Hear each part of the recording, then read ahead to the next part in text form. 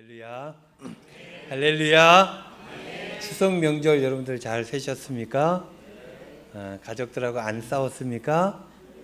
네, 착하시네요.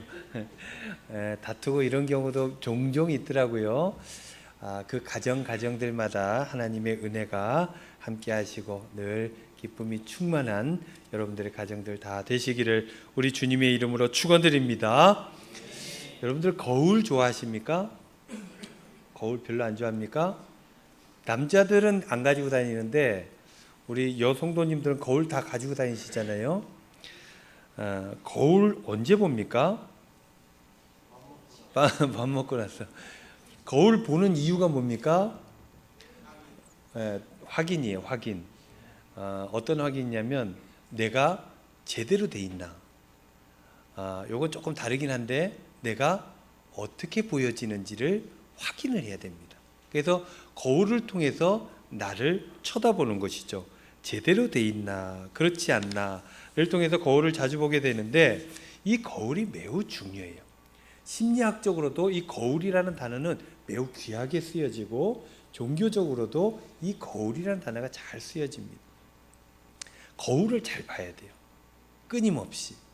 그래서 온전한 모습을 정갈하게 갖추어가는 것이 바른 삶이다. 우리는 이렇게 생각을 하고 있죠. 거울이 없는 나라가 있었답니다. 동화예요, 동화. 그 나라 사람들은 거울을 한 번도 본 적이 없어요. 그래서 자기가 어떤 모습으로 있는지 정확하게 알지를 못했습니다. 그렇게 살아가고 있는 와중에 한 멋진 청년이 나타났어요. 다른 나라에서 온 거예요. 근데 그 청년에게는 뭐가 있었냐? 거울이 있었습니다. 거울을 보여줬어요. 사람들에게 이것은 자기를 보는 겁니다. 거울입니다. 이렇게 보여줬더니 사람들이 너무너무 신기했어요. 많은 사람들이 몰려와서 너도 나도 이 거울을 들여다봤습니다. 그런데요, 거울을 보고 사람들이 좋아했을까요? 싫어했을까요? 그렇겠죠. 거울을 보면 나르시스라고 하는 사람이 있잖아요. 자기 거울을 보고 막 사랑에 빠지는 사람도 있는데 거의 대부분의 사람들은 거울을 보면 막 사랑에 빠지지를 못해요. 그 사람들도 다 그랬습니다. 거울을 본 사람마다 신기해하기는 했는데 기분이 나빠졌어요. 왜 그랬을까?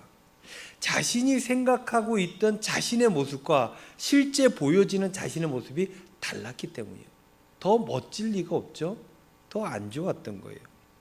이렇게 지저분한지 몰랐던 것입니다. 그래서 이런 사람들은 어떤 심리 상태를 가지게 됩니까?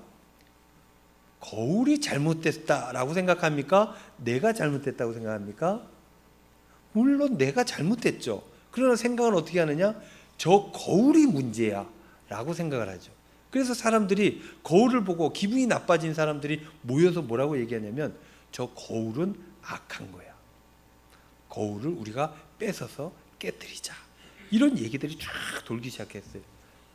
그 중에 한 사람이 이 거울을 가지고 있는 멋진 청년에게 찾아갔어요. 그래서 귀띔을 해줍니다. 여기서 이 나라를 떠나는 게 좋겠습니다. 그랬더니 왜 그런 얘기를 하십니까? 제가 뭐 잘못한 게 있습니까? 그랬더니 사람들이요 그 거울을 깨뜨리겠답니다. 왜죠? 왜 뭐가 문제죠? 그랬더니 사람들이 거울에 비친 자신의 모습이 그렇게 흉한 얼굴일 리가 없다고 화를 내고 있어요. 거울은 잘못된 것이고 그것을 가지고 있는 당신은 나쁜 사람이라고 얘기하고 있어요. 다른 나라의 첩자라고 사람들이 이야기합니다. 그래서 당신을 잡아들여서 괴롭힐 거예요. 얼른 떠나는 게 좋겠습니다. 그 청년은 거울을 가지고 그날 바로 떠날 수밖에 없었다는 거예요.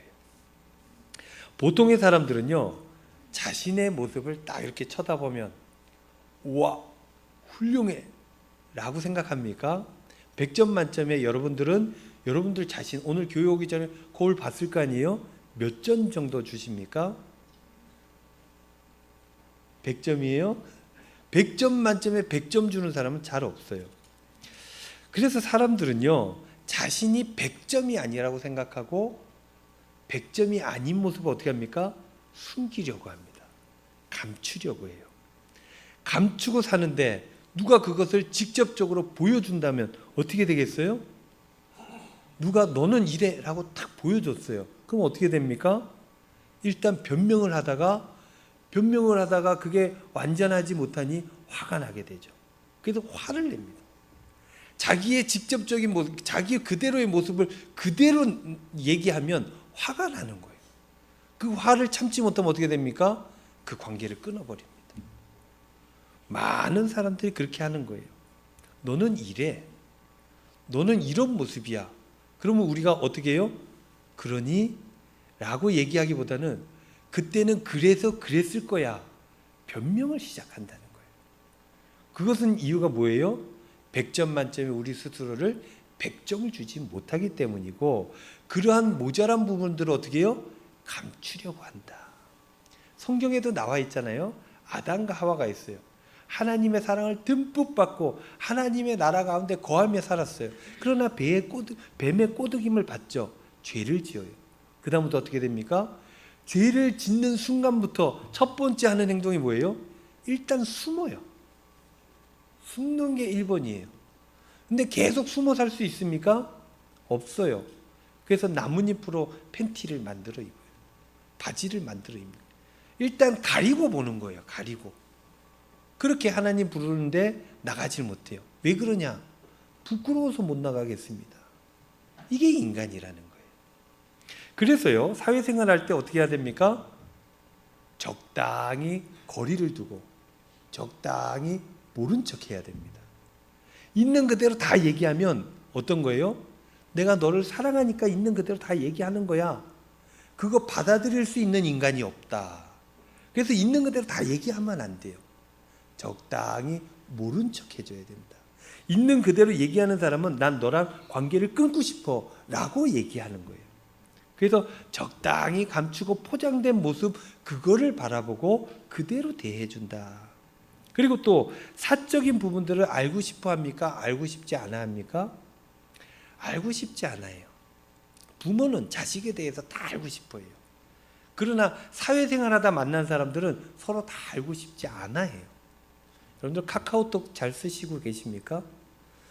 뉴스 보니까 난리가 났대요. 왜 이렇게 바꿨냐? 그러니까 카카오에서 다시 바꾸겠다 얘기를 해서 어떻게 바꿀지 언제 바꿀지 몰라요. 바꾸겠다. 일단 그렇게 진화를 한 거예요. 왜 사람들이 문제 제기를 합니까? 내가 보고 싶지 않은 사람들의 일상을 봐야 되는 거예요. 그러니까 그게 싫은 거예요. 안 보고 싶은데 보여준다는 거예요. 사적인 부분들을 알고 싶어 하지 않습니다. 왜? 그걸 알면 불편해지니까. 그걸 내가 알고 있다는 걸 저 사람이 알게 되면 관계가 불편해지고 이게 더 나아가면 관계가 끊어지니까. 그러니까 사적인 부분들, 숨기고자 하는 부분들은 안 봐야 되는 거예요. 그런데 좋지 못한 부분들까지도 다 보여주는 관계가 없지는 않습니다. 어떤 관계예요? 가족들. 가족들은 다 알아요. 추석 때 이렇게 만나면 조카들 이렇게 무덤덤하게 대하면 뭐라 그래요? 고모나 이모들이 내가 너 똥기저귀 다 갈아줬다. 그런 얘기예요. 너 똥 싸는 것도 내가 봤다. 네가 감추고 싶은 거 내가 다 안다. 우린 가족이다. 그러니 나한테 이렇게 대하면 안 된다. 협박 같은 거죠. 협박. 똥기저귀 갈아줬다. 이건 협박입니다. 그런 관계가 또 있다는 거예요. 이 관계는 이익으로 맺어진 관계가 아니에요. 사회는 이익으로 맺어졌기 때문에 모른 척 해야 돼요. 그런데 가족들은 이익으로 맺어진 관계가 아니에요. 사랑으로 맺어진 관계예요. 모른 척이 아니라 그냥 다 알아요. 모른 척 해주지만 다 알고 있다는 걸 또 다 압니다. 사랑을 주고받는 사람들에게는 있는 그대로의 모습을 그것으로 서로를 대한다라는 거예요. 사랑이 아닌 관계, 이익으로 맺어진 관계는 숨기며 감춰야 되는 것이고. 그런데요, 사회생활 하면서도 있는 그대로의 모습, 그대로를 보여주며 사는 사람도 우리에게 있다는 거예요. 늘 감추는 사람이 있을 뿐만 아니라 가끔 있는 그대로 보여주는 사람도 있어요. 그런 사람들은 어떤 사람입니까? 그런 사람들은요, 자존감이 높은 사람들이에요. 자존감이 100% 될 수는 없으나 뭐 니나 내나 나도 괜찮아 이대로 멋지게 사는 것 같아. 나도 내 스스로가 멋있어, 좋아 라고 생각하는 사람들, 이 자존감이 높은 사람들이, 건강하게 사는 사람들이 있는 그대로의 모습들을 보여준다라는 거예요. 자존감이 뭔가 찾아봤더니요, 이렇게 쓰고 있어요. 자아 존중감, 자신을 존중하는 것, 스스로 존중해 주는 거예요. 이것을 줄여서 자존감이라고 하는데, 자신이 사랑받을 가치가 있는 소중한 존재이며 어떤 성과를 이루어낼 만한 유능한 사람이라고 믿는 마음, 이게 자존감이라는 거예요. 두 가지인데, 첫째는 뭐예요? 나는 사랑받을 만해 라고 스스로 믿는 거예요. 두 번째는 뭐예요? 나는 내가 해야 되는 일들을 감당할 만한 기본적인 능력을 갖추고 있어, 유능해 라고 믿는 거예요. 이 두 가지를 믿으면 자아 존중감이 높아지면 있는 그대로 보여주고, 그것은 어떤 결과가 나타나요? 자유롭게 살아가게 되어진다라는 거예요. 자존감이 높은 사람은 어떤 사람이냐? 자존감이 높은 사람의 특징을 물어봤더니 이렇게 5가지를 알려줬어요. 첫 번째, 있는 그대로의 자신을 긍정적으로 수용한다. 막 숨기는 게 아니에요. 있는 그대로 괜찮아? 있는 그대로 보여주는 사람이에요. 그것을 단점이라 할지라도 모두에겐 다 단점이 있으니까 내가 가진 단점도 보통이야, 괜찮아, 더 나아질 수 있도록 노력하는 게 중요하지 단점 있는 것 자체가 문제가 아니야 라고 생각하고 있는 그대로 자신을 받아들이는 거예요. 교회 다니는 사람들이 이런 사람이 많죠. 나는 누가 만들었어요? 하나님 만드셨어요. 나 안 죽이려고 누가 대신 죽었어요? 주님께서 나를. 그러니 내가 어떤 존재예요? 어마어마한 존재인 거예요. 그러니 있는 그대로 나를 받아들일 수 있는 가능성을 가진 사람이 믿는 사람들이다라는 거예요. 두 번째, 자존감이 높은 사람의 특징은 외부 평가에 덜 휘둘린대요. 늘 눈치 보는 사람이 있어요. 이런 사람들은 좋게 살아갑니까? 배려하는 듯 하지만 늘 눈치만 보는 사람은 끝내 화를 냅니다. 왜냐? 저 사람의 기준에 내가 100% 맞출 수가 없기 때문에. 그래서 맞춰주려고 애를 쓰다 한꺼번에 왜 저 사람이 화났지? 모를 때 화가 나서 터져버리는 경우가 있어요. 근데 이 자존감이 높은 사람들은 다른 사람의 평가의 기준을 두는 게 아니라 내 안에 그 기준이 있는 거예요. 그런 사람들은 자존감이 높은 거죠. 세 번째, 자기 주장과 솔직한 표현.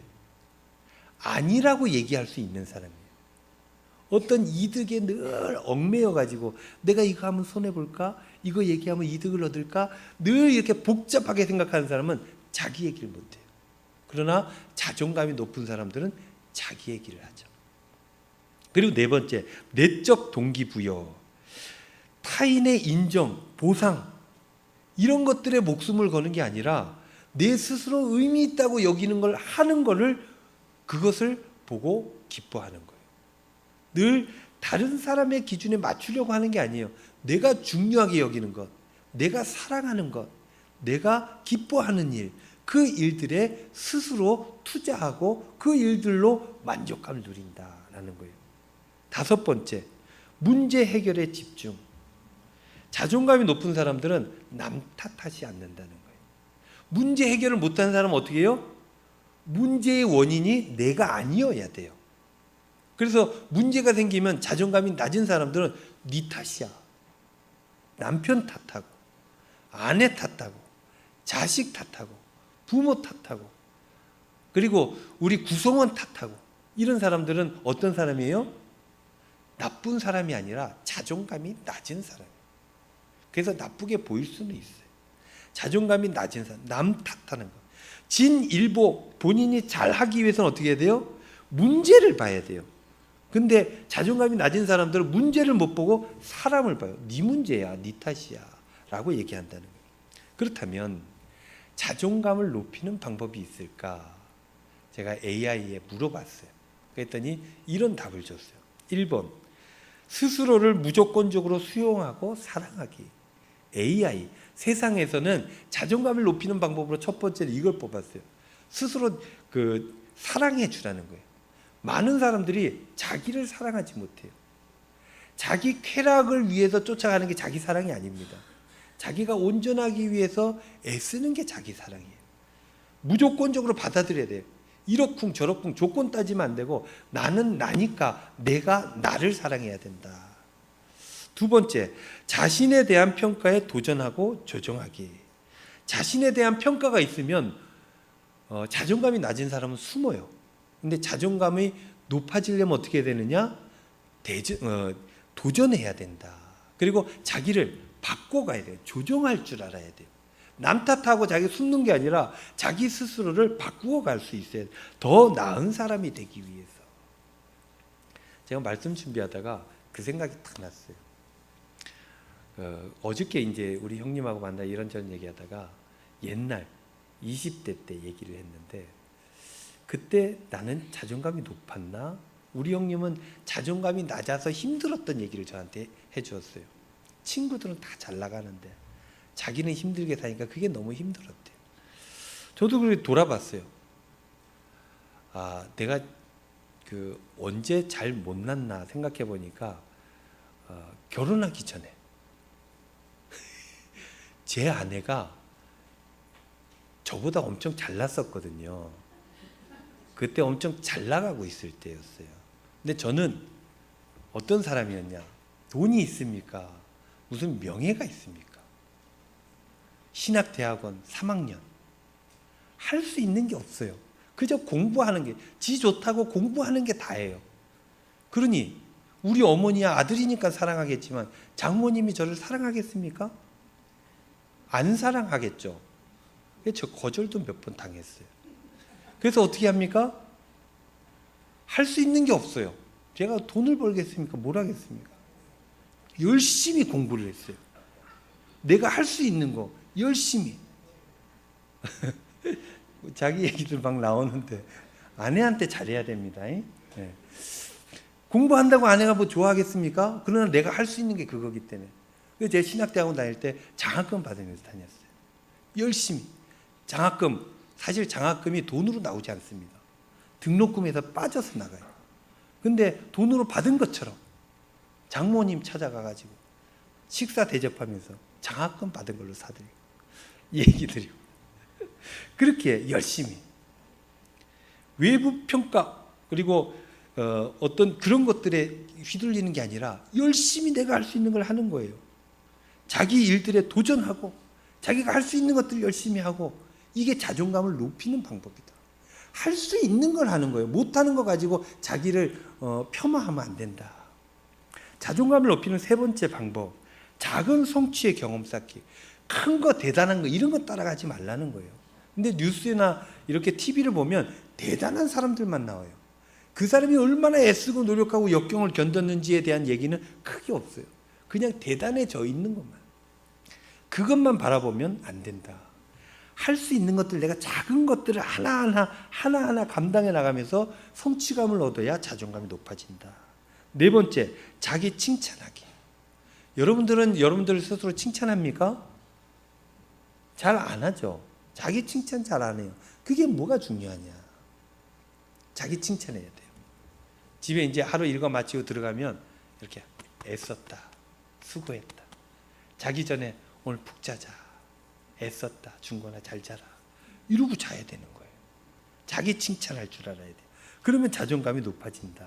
그리고 다섯 번째, 현재에 집중하기. 모든 걸 다 책임질 수는 없어요. 과거도 내가 책임 못 지고 미래도 책임 못 집니다. 내가 할 수 있는 건 현실에 내가 지금 선택하고 행동하는 것, 그게 다예요. 그러니 어떻게 돼요? 모든 것들의 나를 보는 게 아니라 오늘의 나를 봐야 된다. 그리고 내가 할 수 있는 것들을 감당해야 된다. 여섯 번째, 저는 이게 왜 여섯 번째인지 모르겠어요. 제일 중요한 것 같아. 비교를 멈추기. 비교해서 자존감이 높아지는 사람이 있습니까? 없어요. 비교해서 자기가 높은 걸 확인하는 사람들은 교만해지는 거예요. 자존감이 높아지는 게 아니라 교만해지는 거예요. 비교는 절대 하면 안 됩니다. 내가 높아져도 하면 안 되고 내가 낮아지면 더 하면 안 돼요. 비교는 하면 안 된다. 이게 제일 중요한 거 아닌가. 비교하는 순간 자존감 높아지는 건 버려야 되는 거예요. 이렇게 하면, 이 여섯 가지를 하면 자존감이 높아진다. 여러분 어떻습니까? 자존감 높아지기 위해서 애쓰고 수고해야 될 일들이 많이 있죠. 그런데요, 한 번에 이 모든 걸 해결하는 방법이 있습니다. 이 복잡한 것들을 한 번에 해결하고 자존감이 한 번에 높아지는 방법이 있다. 오늘 말씀의 제목이 뭡니까? 하나님이 보시기에입니다. 하나님 보시기에. 창세기 1장 말씀 보면 창조 이야기가 나와요. 그 중에 제일 많이 나오는 표현이 뭡니까? 1장에 제일 많이 나오는 표현은 좋았다라는 표현이에요. 좋았다. 창세기 1장 4절 말씀 첫 번째인데요, 빛이 하나님이 보시기에 좋았더라. 처음에 하나님 창조한 게 뭐예요? 빛이 있으라. 그리고 빛이 쫙 생겨났어요. 그러니까 하나님 마음이 어때요? 좋았다. 영어로 치면 뭐예요? Good. It's good. 두 번째 1장 10절 말씀, 하나님이 묻을 땅이라 부르시고 모임물을 바다라 부르시니 하나님이 보시기에 뭐 어쨌더라? 좋았더라. 이렇게 땅과 바다가 쫙 만들어졌어요. 좋다. 12절 말씀, 땅이 풀과 각기 종류대로 씨 맺는 채소와 각기 종류대로 씨 가진 열매 맺는 나무를 내니 어쨌더라? 하나님 보시기에 좋았더라. 열매들이 막 나는 거예요. 자라나고. 이게 이제 젊을 땐 잘 모르는데 나이가 들면 식물들에게 교감을 하기 시작한대요. 그래서 우리도 이렇게 이제 교회 짓고 화단 이렇게 하는데, 화단이 땅이 토질이 안 좋았잖아요. 그런데 우리 장로님, 권사님, 여러 성도님들이 거기에 가서 쓰레기도 줍고 잡초도 뽑고 거름도 주고 심고, 여러분도 오늘 나가면서 한번 보십시오. 꽃이 펴 있어요. 맨날 차 타고 와서 바로 들어오니까 안 보일 텐데 쑥 이렇게 둘러보면 꽃이 펴 있어요. 거기 작은 생물들이 움직이고 각가지 자기의 삶의 일들을 감당하고 있는 걸 볼 수 있어요. 하나님이 이렇게 잘 심고 자라나고, 누구는 그러더라고요. 기특하다. 잘 자라서 기특하다. 우리가 자녀들 보면서도 한 번씩 그러잖아요. 해준 것 없는데 잘 자라서 너무너무 기특하다. 하나님께서 이런 마음을 가지신 거예요. 참 좋다. 자라나고 자기 일을 열심히 하고 햇빛 받고 열매 맺고 좋다. 18절 말씀, 낮과 밤을 주관하게 하시고 빛과 어둠을 나누게 하시니 하나님 보시기에 좋았더라. 낮과 밤이 생기고 천체가 있고 이게 막 운영되고 참 좋다. 21절 말씀, 하나님이 큰 바다 짐승들과 물에서 번성하여 움직이는 모든 생물을 그 종류대로, 날개 있는 그 모든 새를 그 종류대로 창조하시니 하나님 보시기에 좋았더라. 이제 짐승들이 쫙 생겨나니까 참 좋다 그러는 거죠. 25절 말씀, 하나님이 땅의 짐승을 그 종류대로, 가축을 그 종류대로, 땅에 기는 모든 것들을 그 종류대로 만드시니 하나님 보시기에 좋았더라. 31절 말씀, 이게 마지막이에요. 이 마지막은 언제냐면 다 여섯째 날이잖아요. 다 창조했어요. 그리고 마지막에 하나님께서 이 삼위일체 하나님이잖아요. 서로 논의를 하세요. 우리의 이미지대로 사람을 만들어보자. 좋다. 그래서 사람을 하나님의 형상대로 만들었어요. 사람을 만들고 나서 뭐라 그래요? 하나님이 지으신 그 모든 것을 보시니 보시기에 심히 좋았더라. 저녁이 되고 아침이 되니 이는 여섯째 날이니라. 사람을 창조하시고 너무너무 좋아요. 우리의 형상대로 만든 거예요. 우리는 하나님의 형상이에요. 하나님 형상대로 만들고 하나님께서 뭐라 그래요? 심히 좋았더라. 여러분들 누가 창조했다고요? 하나님 창조하셨어요. 하나님이 창조하셨으니 하나님 보시기 어때요? 심히 좋았더라. 여러분들 어떻게 하다 보니까 세상에 던져진 존재입니까? 아니면 하나님의 계획대로 하나님 만든 존재입니까? 과학적으로 증명이 불가능해요. 이거는 믿음의 영역, 신앙의 영역이에요. 그러나 이 신앙의 영역이 다를 때 그 삶은 하늘과 땅 차이로 달라지게 된다라는 거예요. 어떤 사람은 내가 하나님께서 창조하셨지, 나는 하나님의 형상이지, 하나님 뜻대로 내가 이 땅에 보냄을 받은 거지 라고 믿고 살아가는 사람이 있어요. 또 어떤 사람은 반대로 그냥 어떻게 하다가 던져진 거지. 수백만 개의 종자가 열심히 다른 박질해서 어쩌다 우연히 한 사람 만난 거고, 그렇게 이 땅에 태어난, 내 의지는 하나도 없고 그냥 우연의 일치로 내가 태어난 거지. 나는 던져진 존재고 그냥 살다 가면 되는 거지. 뭐가 있나? 라고 생각하는 사람이 있다는 거예요. 어떤 사람이 자존감이 높을까요? 어떻게 믿는 사람이 자존감이 높을까요? 어떤 사람이 행복할까요? 한 걸음 더 나아가서 어떻게 믿는 사람들이 바르게 살까요? 하나님께서 나를 창조하시고 심히 좋아하셨다라는 것을 알면, 그러한 믿음이 있으면 그런 사람들은 다른 사람과 비교하지 않습니다. 왜냐? 나 자체로 충분한 거예요. 나 자체로 의미가 있는 거예요. 왜냐? 나 자체로 하나님께서 심히 좋아했고 나 자체로 하나님께서 나를 사랑해 주셨기 때문이다 라는 거예요. 다른 어떤 세상적인 의미가 필요 없는 거예요. 왜냐? 나 하나님께서 만드셨으니까. 어떤 가치를 내가 자꾸 세상적 가치를 쌓을 필요가 없어요. 돈이 더 필요하고 물질이 더 필요하고 높은 아파트가 더 필요하고 좋은 차가 더 이거 아니라는 거예요. 나 자체로 하나님께 사랑받는 존재로 그것으로 충분하다는 것입니다. 이런 사람들은요, 다른 사람의 평가에 목을 매지 않아요. 더 멋지게 보일 필요가 없는 거예요. 이 자체로 멋지니까. 그런 사람들은 다른 사람들의 가치에 신경 쓰지 않아요. 그럼 뭐에 신경 씁니까? 하나님께 신경 써요. 여러분들 사랑하는 사람이 있어요? 사랑하는 사람의 말이 가장 중요합니다. 사랑을 주는 사람의 말이 가장 중요해요. 사랑하는 사람이 중요한 거예요. 하나님께서 나를 이처럼 사랑하셨는데 그럼 어떻게 해요? 하나님 말씀에 집중하게 되는 거예요. 나를 이렇게 살려주시고 태어나게 하시고 구원해 주시고 사랑해 주시는데 저분 말고 누구 말을 내가 들어야 됩니까? 하나님께서 내게 주신 사명에 집중하게 되는 거예요. 그것으로 하나님께 인정받기를 원하는 거예요. 하나님께서 그 일들 감당할 수 있을 만한 은사를 주셨다고 믿는 거예요. 그래서 하나님을 위해 열심히 하는 거예요. 얼마나 많이 하느냐 이게 중요한 게 아닙니다. 내가 할 수 있는 만큼 하는 게 중요해요. 내가 연약하면 연약한 대로 하는 거예요. 내가 돈이 많으면 많은 만큼 하는 거예요. 주신 은사만큼 하는 거예요. 그렇게 하나님께서 주신 은사대로 이 세상을 이롭게 하며 살아간다. 그게 하나님께 영광이 되어지고 나는 복된 삶을 누리게 되고 자존감을 높이기 위해서 애쓰고 노력할 필요가 없습니다. 중요한 건 뭐예요? 믿음이. 하나님께서 나를 사랑하신다는 그 믿음, 나를 창조하셨다는 그 믿음, 하나님께서 나를 구원하셨다는 그 믿음, 하나님께서 여러분들 한 명 한 명을 보면서 참 좋다라고 말씀하신다는 그 믿음이 있으면 그러면 이 모든 어려움들을 한 번에 넉넉히 극복하고 온전한 삶을 살아가게 된다라는 거예요. 이게 2000년 역사 교회에서 얘기하는 메시지고 성경에 나오는 이야기예요. 하나님께서 우리에게 주시는 말씀인 것입니다.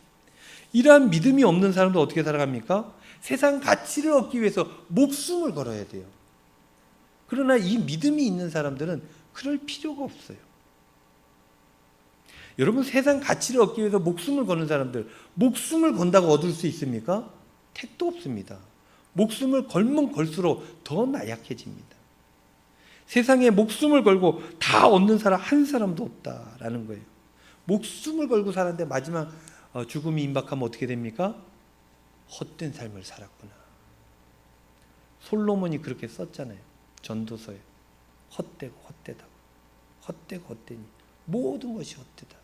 세상 가치를 위해서 열심히 살았던 그 삶은 헛된 삶이고 영혼을 품고 하나님의 사랑의 말씀을 품고 살아가는 것, 이게 한순간이라도 있을 때 그게 영혼으로 나아가게 됩니다. 가치 있는 삶이 된다라는 거예요. 자, 여러분들 스스로 한번 돌아봅시다. 우리는 어떻게 살아갑니까? 우리의 자존감은 높습니까? 아니면 자존심만 높습니까? 사랑하는 성도 여러분, 믿음이 있으시길 바랍니다. 믿음이 있으면 돼요. 하나님께서 여러분들 보고 뭐라 그러신다고요? 좋다. 참 좋다. 나이가 들면 사진을 어떻게 찍습니까? 뒷모습만 찍어요. 그러다 더 나이 들면 어떻게 해요? 안 찍어요. 여러분 카톡에 막 식물들만 막 있으면 난 나이 들었다 이렇게 생각하는 거예요. 식물들 막. 제 친구들도 이렇게 카톡방 보면 자기 얼굴들이 있다가 이제 자꾸 사라져요.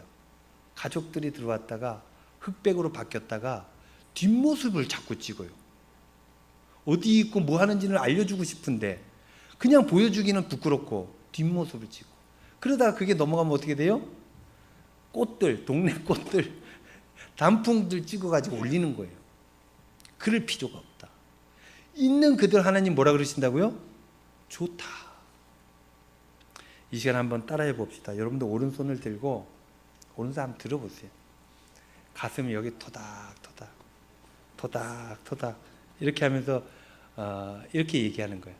여러분들 스스로에게 얘기하는 거예요. 좋다. 참 좋다.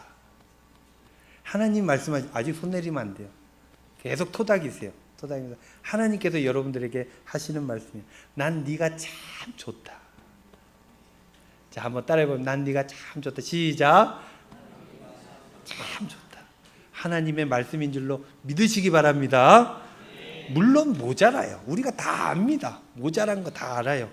거울 보면 부끄럽죠. 그래도 하나님께서 좋대요. 좋답니다. 너 스스로 완벽하다. 내가 널 사랑하고 지금 네가 구원을 못 받는 일이 있으면 내가 다시 내려가서 십자가를 질게 말씀하신다는 거예요. 사랑하는 성도 여러분, 한 주간 살아가실 때 이러한 믿음을 가지시고, 이런 믿음이 있으면 어떻게 돼요? 기쁨이 샘솟죠. 감사가 넘쳐. 이런 나를 사랑하신다니 고맙습니다. 하나님의 사명에 붙들림 바 되어서 행복하고 복되게 살아가시는 저와 여러분들 다 되시기를 우리 주님의 이름으로 축원드립니다.